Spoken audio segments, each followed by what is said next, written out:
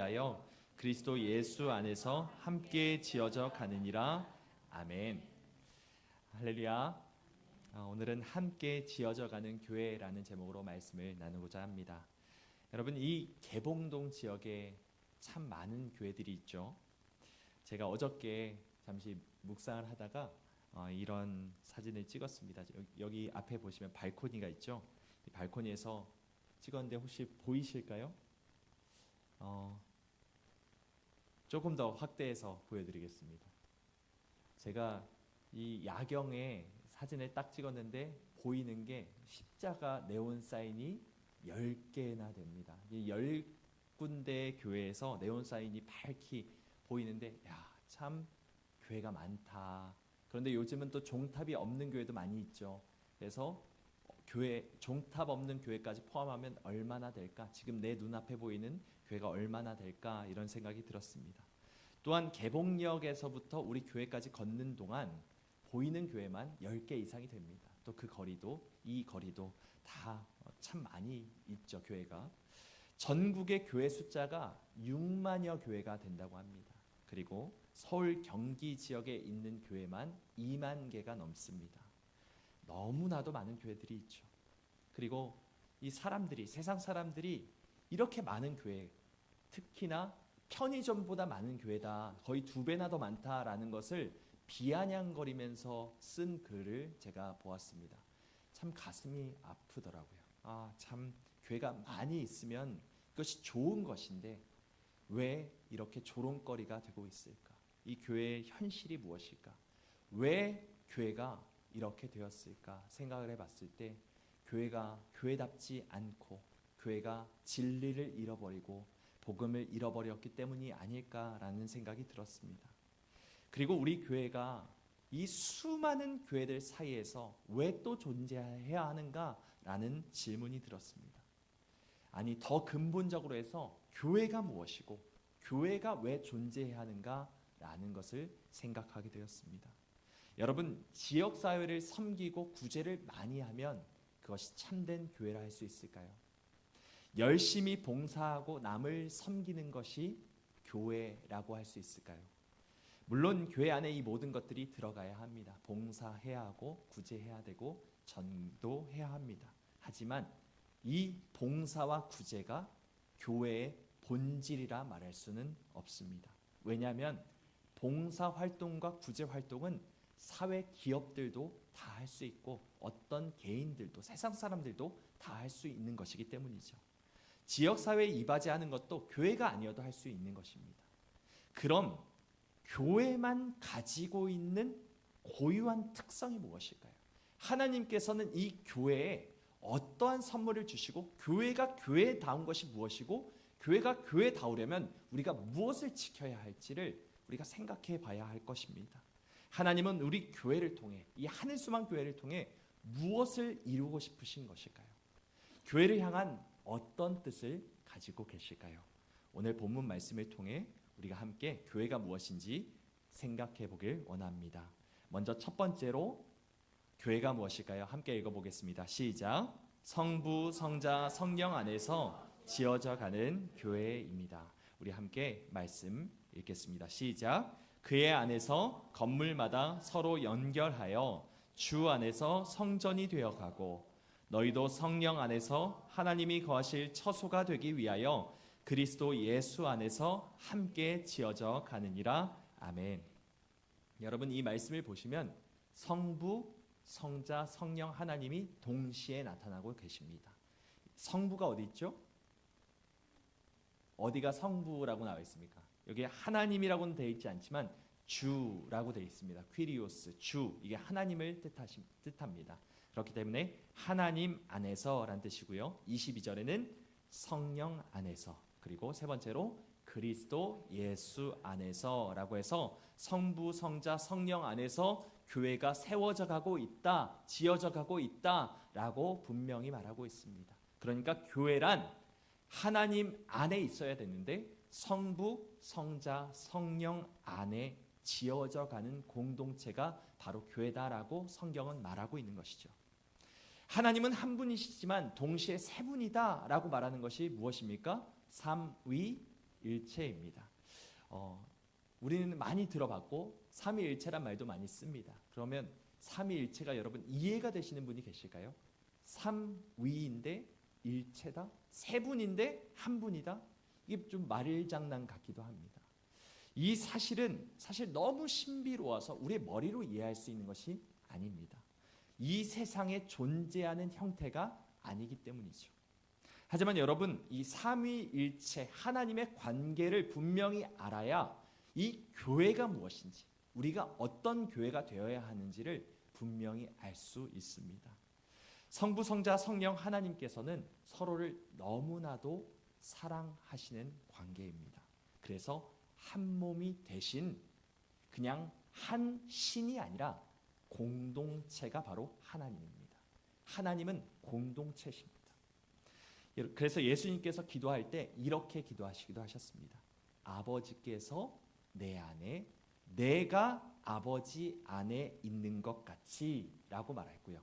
또한 예수님께서 이는 우리가 성부, 성자, 성령이 하나 된 것 같이 라고도 말씀하셨습니다. 이처럼 아버지와 아들이 서로 안에 있고 또한 그렇게 한 몸이 되셨던 것이죠. 그리고 예수님은 이어서 이렇게 말씀하셨습니다. 우리 함께 읽어볼까요? 시작. 아버지께서 창세 전부터 나를 사랑하심으로 내게 주신 나의 영광을 그들로 보게 하시기를 원하옵나이다. 아멘. 하나님께서는 아들이신 예수님을 언제부터 사랑하셨어요? 창세 전부터, 세상 영원 전부터 사랑하셨습니다. 그 사랑 안에 아버지와 아들이 하나 되었습니다. 성령님도 하나 되었습니다. 그렇게 삼위 하나님께서 사랑 가운데 맺어지신 것이 바로 하나님이라는 공동체라는 것이죠. 여러분, 성부, 성자, 성령 하나님은 홀로 우주에 고독하게 존재하는 신이 아닙니다. 온전한 사랑 안에서 서로 완벽하게 한 몸이 된 공동체가 바로 하나님이신 것이죠. 그래서 초대교회 지도자들이 이 삼위일체를 깊이 묵상하면서 그렇게 이 한 몸이 되셨다는 신비를 한 단어로 표현한 것이 있습니다. 이 헬라어 단어인데 바로 페리코레시스라는 단어입니다. 페리코레시스, 이게 페리가 뭐냐면 주위에라는 뜻이고요. 코레시스는 춤추다라는 것입니다. 함께 손잡고 주위를 돌며 춤을 추고 있는 것이 삼위일체 하나님이다라고 표현한 것이 페리코레시스죠. 그래서 이런 그림이 있습니다. 성부, 성자, 성령 하나님께서 손을 잡고 마주보며 돌고 있는, 춤을 추고 있는 관계가 페리코레시스다라고 말한 것이죠. 그러니까 초대교회 지도자들은 성부, 성자, 성령 하나님께서 하나 된다는 것을 하나님께서 서로 손을 잡고 주위를 돌며 기뻐하며 춤을 추는 관계로 묘사하고 있는 것입니다. 여러분, 이 춤은 거룩한 춤입니다. 완벽한 사랑 안에서 서로 뛰노는 기쁨의 춤입니다. 그리고 우리 주님께서는 우리가 이 사랑의 춤 안에 함께 들어와서 함께 뛰놀고 함께 돌기를 원하시고 계시죠. 그래서 예수님께서 이렇게 기도하셨습니다. 아버지여, 아버지께서 내 안에, 내가 아버지 안에 있는 것 같이 그들도, 제자들도 다 하나가 되어 우리 안에 있게 하사 세상으로 아버지께서 나를 보내신 것을 믿게 하옵소서. 아멘. 여러분, 우리는 성부, 성자, 성령 하나님 안에 지어져가는 교회입니다. 삼위 하나님께서 한 몸이 되신 이 사랑의 춤 안에 함께 들어가 하나님과 함께 손 붙잡고 한 몸 된 것이 바로 교회의 모습이라는 것이죠. 여러분, 교회는 하나님의 형상입니다. 우리가 바로 하나님의 형상입니다. 삼위일체 하나님께서 사랑 안에서 한 몸이 되신 것을 세상 사람들에게 드러내는 것이 바로 교회가 맡아야 할 직분이고 사명이라는 것입니다. 여러분, 우리가 어떻게 전도해야 합니까? 우리 교회 오세요. 40대 초반의 젊은 목사님이 있습니다. 이것을 자랑하는 것이 우리가 전도의 어떤 메시지가 되어서는 안 됩니다. 또는 우리 교회 정말 너무 좋습니다. 너무 반갑게 맞이하는 그런 교회입니다. 이것이 우리의 전도가 되어서는 안 됩니다. 저희를 보십시오. 이 교회를 보십시오. 이 하늘소망 교회를 보십시오. 우리가 얼마나 삼위 하나님처럼 가득 완전한 사랑 안에서 한 몸 되어 있는지를 보십시오. 이것이 바로 하나님의 모습입니다. 우리 교회의 모습이 바로 하나님의 모습을 드러내고 있습니다. 이것이 우리의 자랑거리가 되어야 하고 이것이 바로 우리의 전도의 메시지가 되어야 한다는 것입니다. 여러분, 우리의 생김새가 같은 사람이 있습니까? 다 다르죠. 지금 이 자리에 앉아 계시는 여러분들, 우리 태어나고 자란 환경이 다 다를 것입니다. 각 가정마다 사람마다 문화도 다르고 생각도 다르고 표현하는 언어도 다르고 가치관도 다르고 사는 모습도 다 다릅니다. 이 예배에 참석하고 있는 최연소자와 최고령자의 나이의 차이가 거의 80세나 되기도 합니다. 하지만 놀라운 것은 이처럼 전혀 다른 모습을 가진 우리가, 전혀 다른 문화 가운데 있는 우리가 하나님 안에서 한 가족이 되었고 한 몸으로 이루어졌다는 것입니다. 마치 삼위 하나님이 각각 다른 분이시지만 사랑 안에서 한 몸이 되셨고 일체가 되셨던 것처럼 우리 역시도 하나님의 사랑 안에서 한 몸이 되어야 하고 한 가족이 되어야 합니다.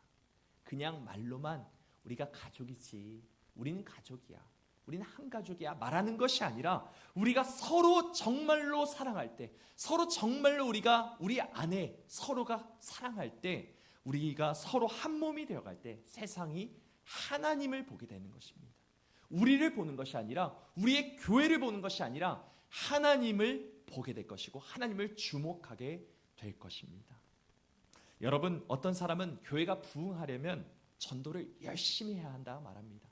전도지를 하루에 100장씩 200장씩 뿌리면 된다 말합니다. 어떤 사람들은 교회가 잘 되려면 매월마다 큰 행사들을 빵빵 터뜨려서 그렇게 들썩들썩 해야만 전도가 잘 된다고 말을 하기도 합니다. 어떤 사람은 교회가 존속하려면 자가 건물을 소유해야 한다라고 말하기도 합니다. 물론 이런 것들이 있으면 좋겠죠. 성도 수가 늘어나면 늘어갈수록 기분도 좋을 것입니다. 하지만 여러분, 이것은 본질이 아닙니다. 우리 교회가 추구해야 할 것이 아닙니다. 우리의 사명은 이 교회의 수적인 부흥이나 이 교회의 존속이 아닙니다.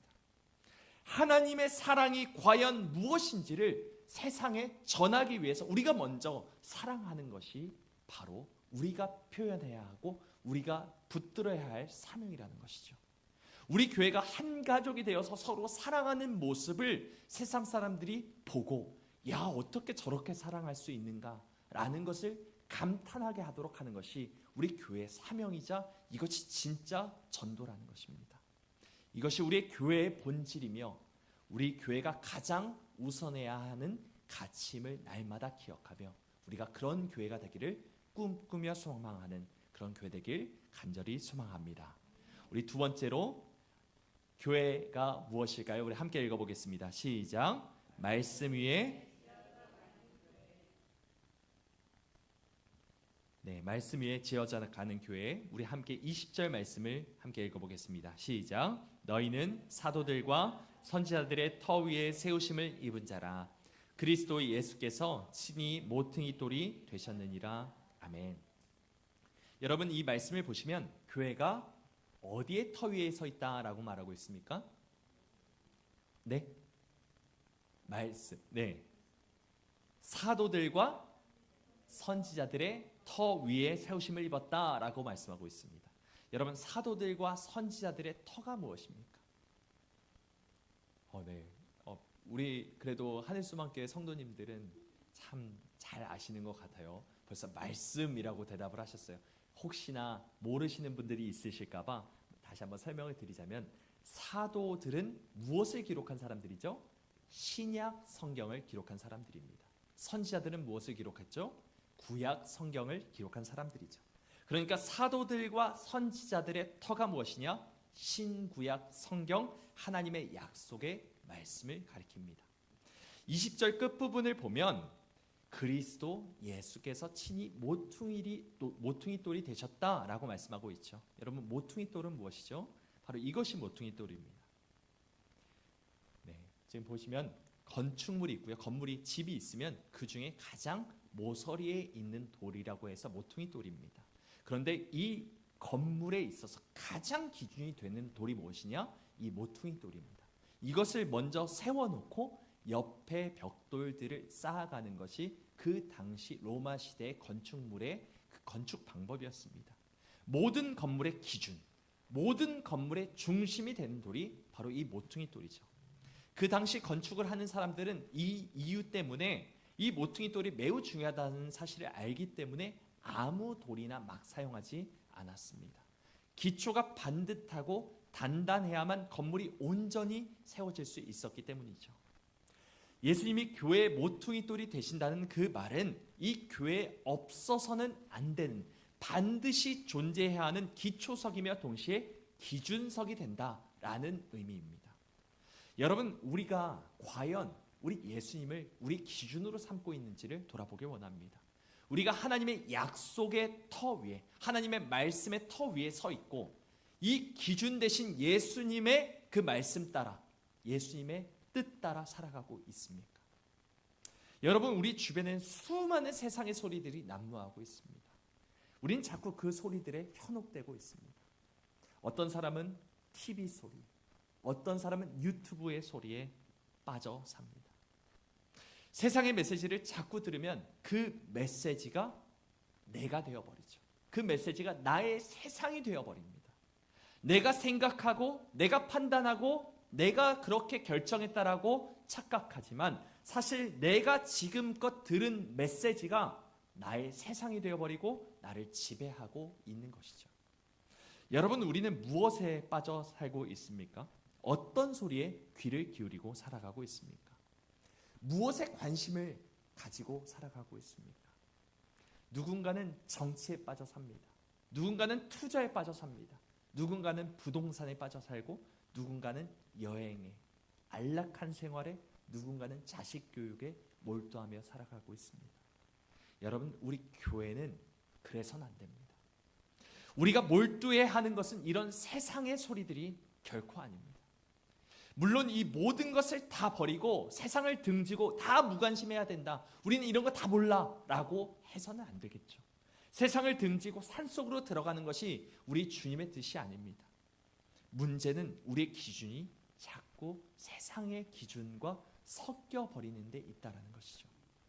하나님의 말씀을 제대로 분별하기도 전에 세상의 메시지를 너무나도 많이 듣는 가운데 세상의 소리로부터 하나님의 말씀이 무엇인지를, 진짜가 무엇인지를 분간하지 못하고 분별하지 못한 채 이것이 하나님의 말씀일 거야 라고 착각하는 데 있습니다.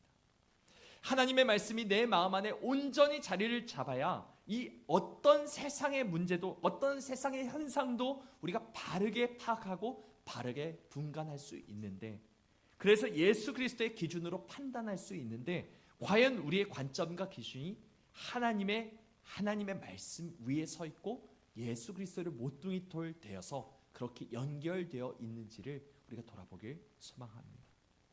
여러분, 교회 안에 너무나도 나의 목소리가 많습니다. 아니, 세상의 목소리가 너무나도 많습니다. 우리가 자꾸 세상의 목소리에 현혹되면 교회 역시도 흔들릴 수밖에 없습니다.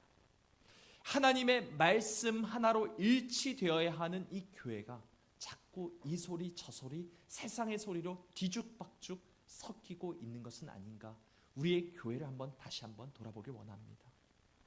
여러분, 이 교회가 세워져야 할 터는 사도들과 선지자들의 터, 즉 하나님의 말씀 위에 서 있어야 하는 줄 믿으시기 바랍니다.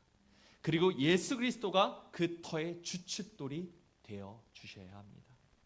예수님은 오로지 아버지의 말씀에 의해서 판단하시고 하나님의 말씀에 의해서 행동하신 분이셨어요. 예수님이 가시는 모든 곳은 다 하나님의 이끌림을 따라, 성령님의 이끌림을 따라서 사셨던 삶이었습니다. 예수님의 말씀 한마디 한마디는 다 하나님의 말씀이었고 하나님이 말씀하시라 하는 것만을 말씀하신 것이 바로 예수님의 삶이었습니다. 이 교회가 이렇게 되어야 합니다. 예수님을 따라서 주춧돌 되시고 모퉁이돌 되시는 예수님의 말씀을 따라서 하나님의 뜻을 따라서 우리의 생각과 우리의 가치관과 우리의 모든 판단의 기준이 오직 하나님의 말씀이요 예수 그리스도의 기준에 따라 우리가 완전히 그 말씀을, 우리의 모든 생각을 복종해야 할 것입니다. 이것이 우리 하늘소망교회가 간절히 바라고 끊임없이 훈련해야 할 과제임을 잊지 말고 날마다 우리의 모든 생각과 가치관을 하나님의 말씀에 빗대어 그렇게 생각하고 일치하는 우리 모든 교회가 되길 소망합니다. 우리 마지막으로 세 번째 함께 읽어볼까요? 시작. 공사 중인 교회. 여러분, 교회는 다 공사 중입니다. 우리 함께 22절 말씀을 읽어보겠습니다. 시작. 너희도 성령 안에서 하나님이 거하실 처소가 되기 위하여 그리스도 예수 안에서 함께 지어져 가느니라. 아멘. 여러분, 그리스도 예수 안에서 함께 지어졌느니라가 아니라 뭐라고 말하고 있습니까? 함께 지어져 가느니라 라고 현재 진행형으로 쓰고 있습니다. 이것이 무슨 말이냐 하면 아직 우리는 완공된 상태가 아니라 지어져 가고 있는 공사 중인 상태라는 것입니다. 여러분, 현재 우리 교회가 공사를 하고 있죠. 뒤쪽에 혹시 가보셔서 아시겠지만 어떠십니까? 문을 열어보면은 공사판입니다. 말 그대로 공사장입니다. 막 시멘트 가루가 바닥에 그냥 널려 있고요. 뭐 석고가루 등등 뭐 톱밥, 나무 톱밥 널려 있습니다. 정신이 하나도 없습니다. 뭔가 정돈된 것이 있습니까? 이곳에 머물고 싶다. 야, 너무 아름답다 할 것이 하나도 없다라는 것이죠. 공사 중에는 먼지도 많이 섞여 있고 쓰레기도 많이 있고 정리가 잘 되어 있지 않은 그런 모습을 많이 볼 수밖에 없습니다. 공사장에 가서 왜 이렇게 여기가 공사장 같냐고 말하는 사람이 없습니다. 마음에 안 든다. 이런 곳에서 뭘 할 수 있겠냐라고 말하는 사람도 없습니다. 왜냐하면 이곳이 공사장이기 때문입니다. 아직 완성된 것이 아니죠. 우리의 모습 역시 마찬가지입니다. 우리 교회 역시도 마찬가지입니다. 아직 허물이 많고 죄도 많고 아름답지 않은 것도 참 많이 있습니다. 불완전합니다. 여러분, 이 가운데 이 앉아있는, 서있는 이 모든 사람 가운데 완성된 존재가 있습니까? 아무도 없습니다. 여러분 앞에 서서 말씀을 전하고 있는 저 역시, 아니 제가 아마도 가장 여기서 부족한 죄인일 것입니다. 저는 지혜도 부족하고 나이도 어리고 경험도 부족합니다. 죄도 많이 있습니다. 저에게 무슨 자격이 있고 무슨 능력이 있겠습니까? 그런데 하나님은 저 같은 못난 사람을 하나님의 말씀을 대언하는 사람으로 세우셨습니다. 제가 자격이 있기 때문일까요? 저는 공사 중일 뿐입니다. 아무것도 없습니다.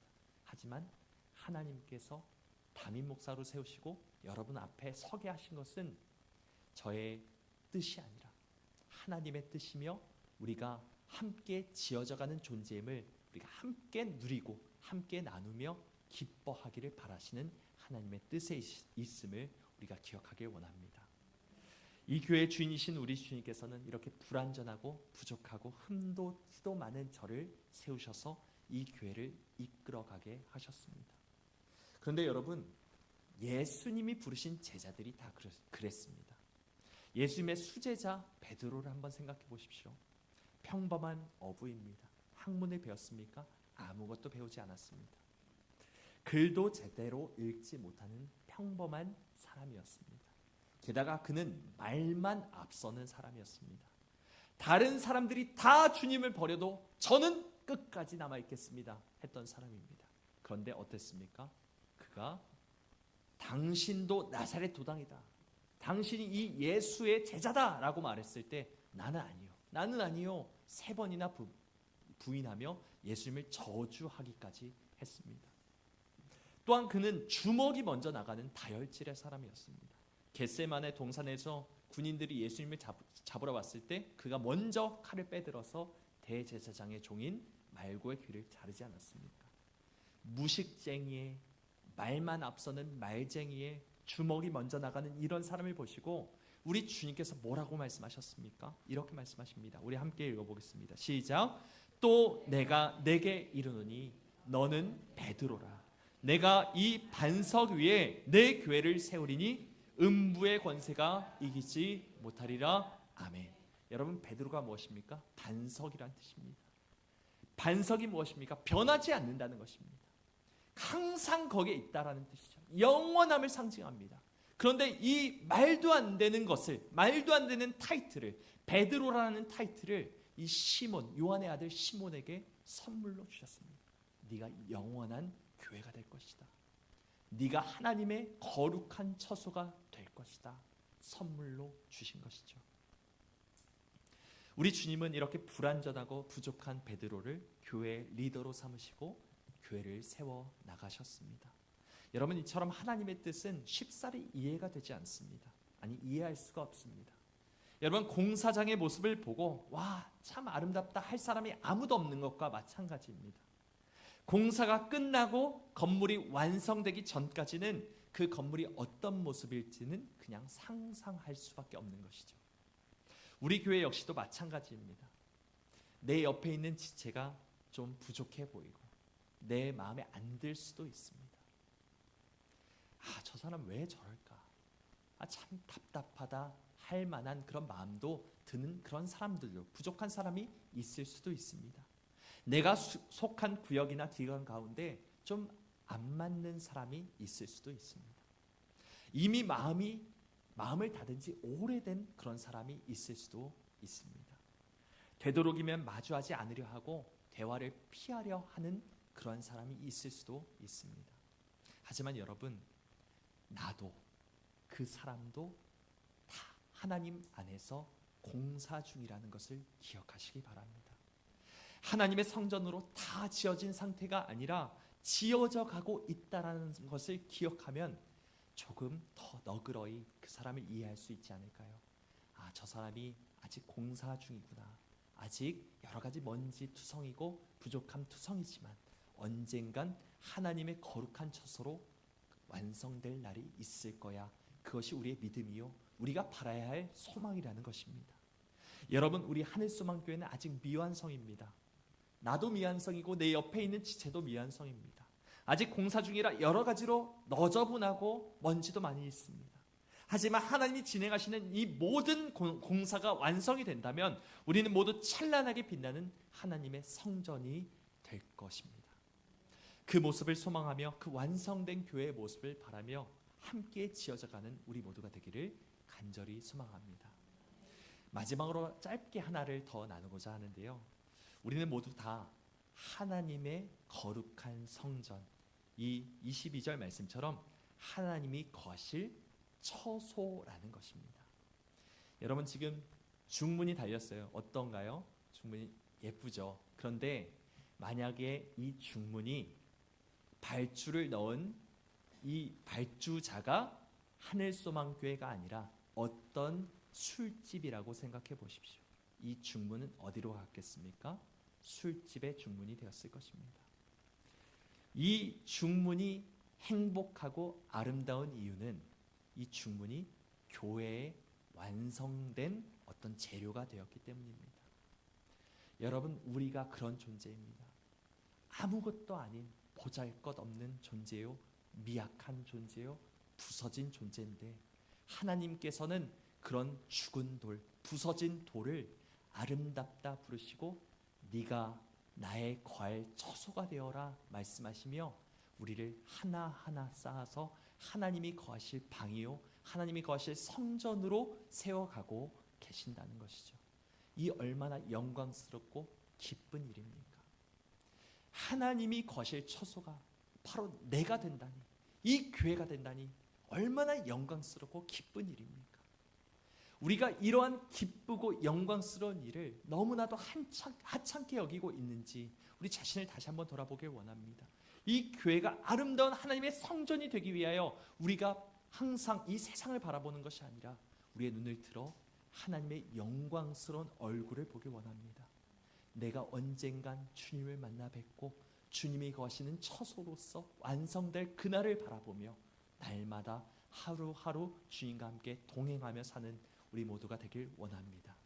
우리는 아직 공사 중입니다. 완성되지 않았습니다. 하지만 우리 옆에 있는 그 지체, 나와 함께 있는 그 지체가 나의 가장 사랑하는 소중한 사람임을 기억하며 나의 가족이요 나의 형제요 한 자매임을 기억하며 날마다 그리스도의 사랑을 온전히 전함으로 모든 세상 사람들이 밝히 그 사랑을 보고 부러워하며 기뻐하며 깜짝 놀라며 그 주님을 하나님의 얼굴을 삼위일체 하나님을 온전히 알게 되는 그런 영광스러운 날을 우리가